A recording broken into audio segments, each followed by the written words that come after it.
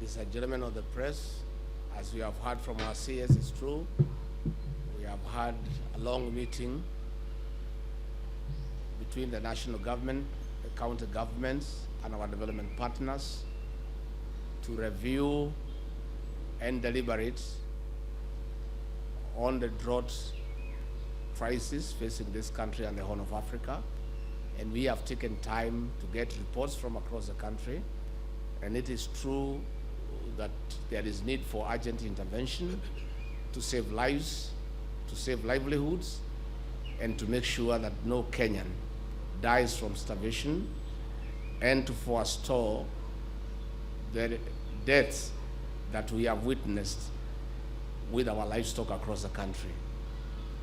We have agreed on several interventions that the national government will mobilize resources.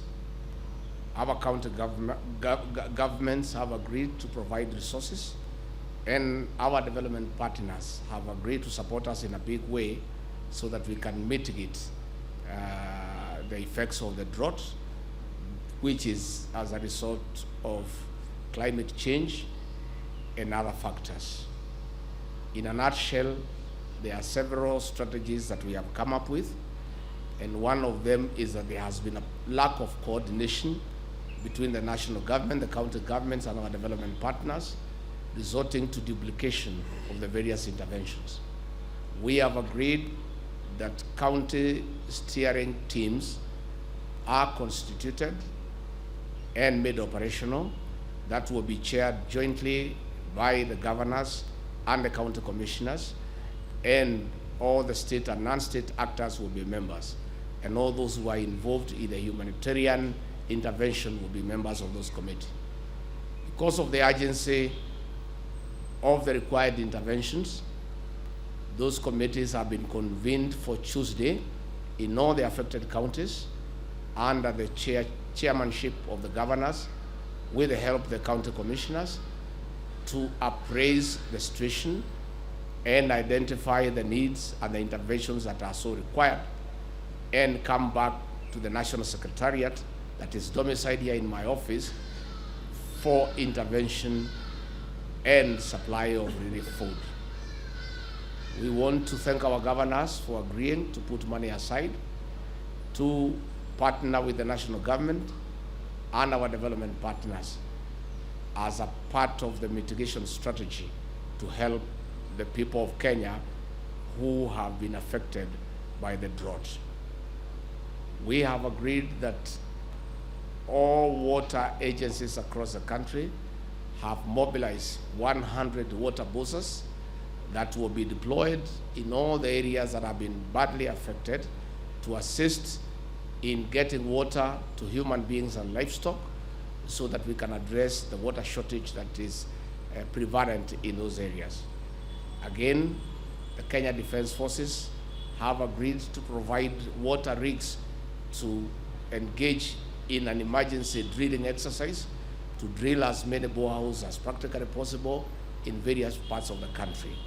Again, the Ministry of Water has given a proposal that we are discussing with the Treasury on how we can obtain more water tanks and also contribute in drilling more boreholes in the areas that are required. To enhance transparency and accountability, all food by the national government, by the county governments, by our development partners will be received and distributed by the county coordinating teams. And all that food will be documented from the point of being received up to the distribution. We have also agreed with the county governors for transparency and accountability.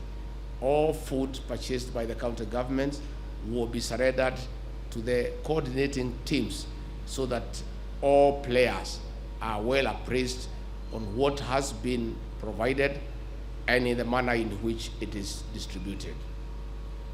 Finally, we want to appeal to our development partners and the international community to consider giving us more resources so that we can top up what the national government has put in place, in addition to what the county governments will be able to put into place, so that we can mitigate the crisis.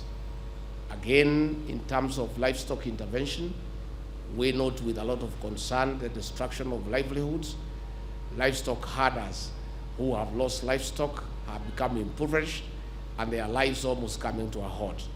As a part of the mitigation, we have agreed with the Kenya Meat Commission and the Kenya Red Cross within the ambit of the county coordinating teams that we shall purchase livestock for slaughtering and distribution to the needy population for feeding, and at the same time, we prepare corned beef for distribution to the schools so that our children are able to go to school without failure.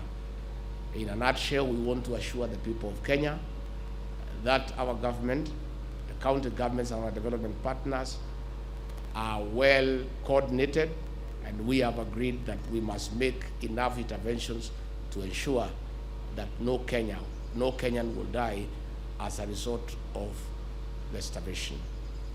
We want to thank President William Ruto for being very proactive with this matter. This meeting has been convened at his request, and he has directed that every 10 days we meet so that we can appraise the situation and make the necessary interventions and keep him informed.